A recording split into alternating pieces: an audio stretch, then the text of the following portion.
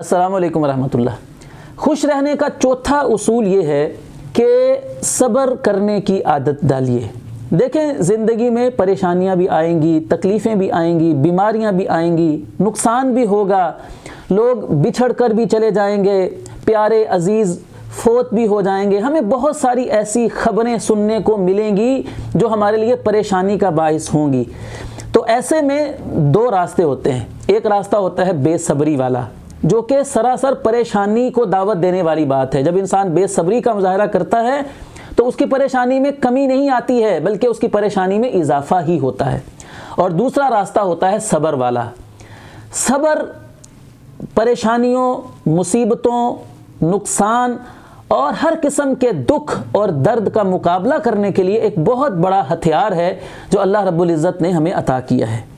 صبر کرنے سے اللہ تعالیٰ کی مدد ہمارے شامل حال ہو جاتی ہے۔ اللہ رب العزت نے فرمایا یا ایھا الذین آمنوا استعینوا بالصبر والصلاۃ ان اللہ مع الصابرین۔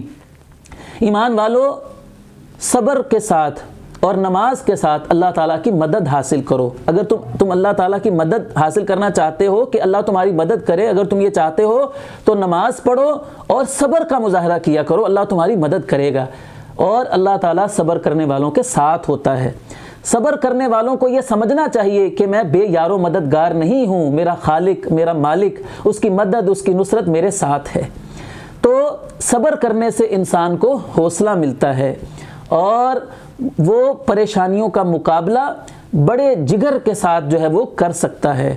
تو اس لیے اگر ہم زندگی میں خوش رہنا چاہتے ہیں، پریشانیاں، تکلیفیں، مصیبتیں سب کچھ آئے گا ہماری زندگی میں، ایسا نہیں ہو سکتا کہ ہماری زندگی میں کوئی پریشانی آئے ہی نہ، کوئی تکلیف آئے ہی نہ۔ یہ ساری چیزیں تو ہماری زندگی کا حصہ ہیں، لیکن ہم نے ان کا مقابلہ صبر کے ذریعے کرنا ہے۔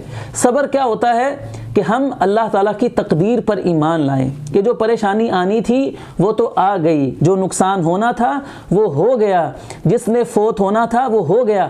اب ہمیں آگے کے لیے کیا کرنا ہے؟ ہمیں یہ سوچنا ہے، برداشت اپنے اندر پیدا کرنی ہے، بے صبری کا مظاہرہ نہیں کرنا ہے۔ زندگی کے مختلف مواقع پر ہمارے ساتھ ایسا ہوتا ہے کہ کوئی ہمارا حق مار رہا ہوتا ہے، کوئی ہمارے ساتھ زیادتی کر رہا ہوتا ہے، تو ایسے میں بھی ہم نے صبر کا مظاہرہ کرنا ہے، لوگوں کی طرف سے پہنچنے والی تکلیفوں اور پریشانیوں کو برداشت کرنا ہے۔ یہ بھی صبر کا ایک پہلو ہے۔ نبی کریم صلی اللہ علیہ وسلم نے ارشاد فرمایا کہ مومن کا معاملہ بڑا عجیب ہے۔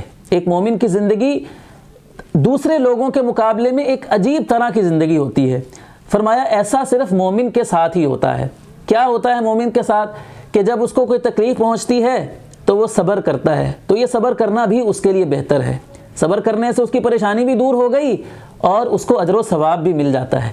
اور فرمایا اگر اس کو کوئی خوشی میسر آتی ہے، کوئی آسائش، کوئی نعمت ملتی ہے تو وہ اللہ تعالیٰ کا شکر ادا کرتا ہے، اور شکر کرنا بھی اس کے لیے بہتر ہے۔